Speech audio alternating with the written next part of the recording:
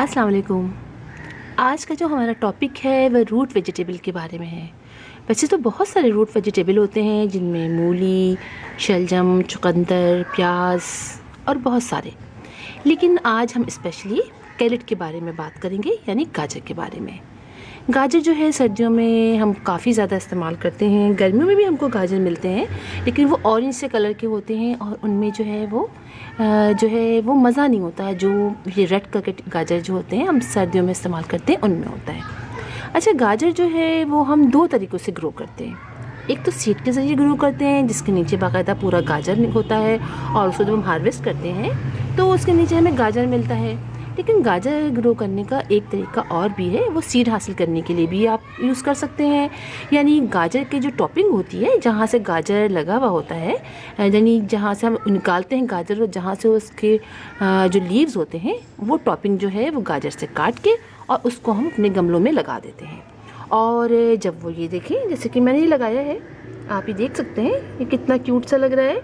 और जब ये प्लांट बड़े होते हैं तो इनमें फ्लावरिंग होती है और फिर इसमें सीड बनता है और फिर जो है उन्हीं सीड को बोने से वापस जो है हमें गाजर मिल जाती हैं।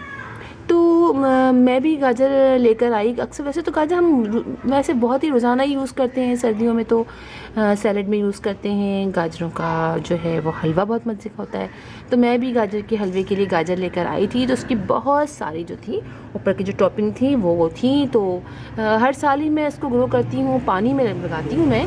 और लेकिन इस साल मैंने इस तरह इसको ज़मीन पर लगाया ताकि हम इसके अपने घर से ही इसके सीड हासिल करें।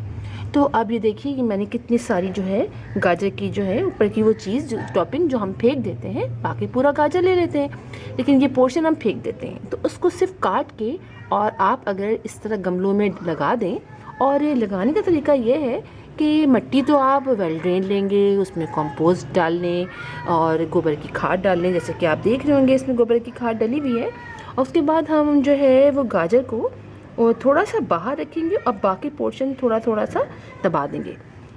और उसके बाद जो है उसमें नॉर्मली पानी डालते रहेंगे और थोड़े दिनों में ये गाजरें इस तरह उनके लीव्स निकलने शुरू हो जाएंगे और फिर ये बड़े होंगे और इसके अंदर फिर फ्लावरिंग होगी और फिर सीड बनेंगे। और वो सीड जो है वो हम जो है जब बोएंगे अगले साल तो हमें दोबारा से गाजर हासिल होगी। तो इस तरह से हम इसको ग्रो करते हैं। एक तो जो टॉपिंग है उसको लगाने का तरीका ये है। एक और तरीका भी है जो पानी में होता है, तो मैं आपको दिखाती हूँ। आप ही देखिए, ये तरीका भी बहुत बेहतरीन तरीका है और मैं चूँकि अक्सर लगाती हूँ और आप यकीन जानिए इतना खूबसूरत इसका ये मंज़र होता है जब ये सारे जो है प्लांट्स बड़े बड़े हो जाते हैं, बहुत बड़े बड़े। और इसके बाद इसकी रूट्स आप देखिए, इनकी रूट्स सब तरफ फैल जाती हैं, इतना अच्छा इसका मंज़र होता है। तो आप इसको ऐसे भी अपने टेबल के लिए एज ए डेकोरेशन प्लांट आप इसको अपने टेबल पर भी लगा सकते हैं। आप देखिए सिर्फ पानी में लगा होता है ये, और इसके बाद इसकी रूट्स भी बनना शुरू हो जाती हैं जब ये बहुत बड़े बड़े हो जाएं और आप कहें कि बस अब ये बहुत ही बड़े हो गए हैं। और इसके बाद आप इसको इस तरह ज़मीन में लगा दीजिए और उसके बाद वो बड़े हो जाएंगे और उनके जो है फिर आप उसमें फ्लावरिंग स्टार्ट हो जाएगी।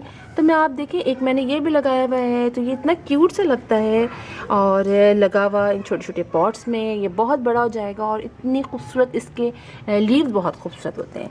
तो आप देखिए, मैं आपको दिखाती हूँ मैंने किस तरह किया था। तो गाजर जब हम लाए थे ना, तो हमने गाजर पूरा इस्तेमाल कर लिया।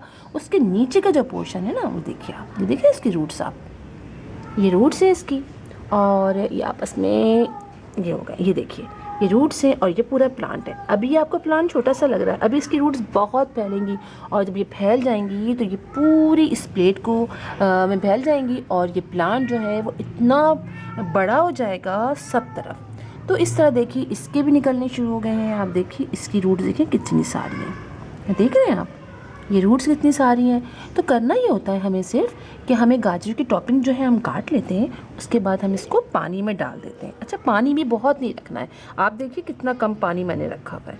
पानी अगर हम ज़्यादा रखते हैं तो ये गाजर जो है वो गलनी शुरू हो जाती है, यहाँ से ये ख़राब होने लगती है। तो पानी कम रखना है और रोज़ाना की बुनियाद में आपने पानी चेंज करना है।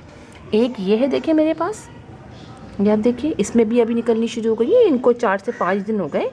तो देखिए 4 से 5 दिन में, अब पानी मैंने कितना कम रखा है, अब देखिए बस कभी मैं ऐसे उसको हिला देती हूँ। और 4 से आप ये समझिए, फिर मैंने आपको बता रही थी कि इसको रोज़ाना की बुनियाद पे करना है। आपने पानी इसको निकाली, इनको हल्का हल्का सा ऐसे से हटा के हल्का हल्का ज़मीन को ऐसे रब करना है इसकी प्लेट को, ताकि जो हल्का सा स्टिकी सा इसमें बन जाता है, चिपचिपी सी हो जाती है ना, तो इसको ऐसे से करके और फिर पानी में गिरा देती हूँ इसको पकड़ के ऐसे करके, और फिर नया पानी इसमें डाल देती हूँ। तो आप देखें कितनी अच्छे तरीके से ये इसमें निकल रहे हैं, और थोड़े दिनों बाद ये पूरे फैल जाएंगे, सब में निकल आएंगे, और बहुत ज़्यादा ये ना कंजस्टेड हो जाते हैं। ऐसा खूबसूरत सा ये पॉट बन जाता है। और फिर आप इसको टेबल पे रखिए, कहीं रखिए। तो बहुत से लोग ये समझ रहे थे कि मैंने इसके अंदर शायद कहीं मिट्टी लगाए डाली है, क्या क्या है। कुछ लोग तो बिल्कुल ही नहीं पहचान सके और रखे हुए आर्टिफिशियल समझे पहले तो, लेकिन बाद में जब उन्होंने हाथ ला के देखा, वो पूछने लगे कि कहाँ से लिया आपने, इतनी क्यूट लग रहे हैं। तो उनको बताया कि नहीं भाई, हमने तो इसको सिर्फ कैरेट्स हैं और पानी में लगाया है। तो बड़े हैरान हुए।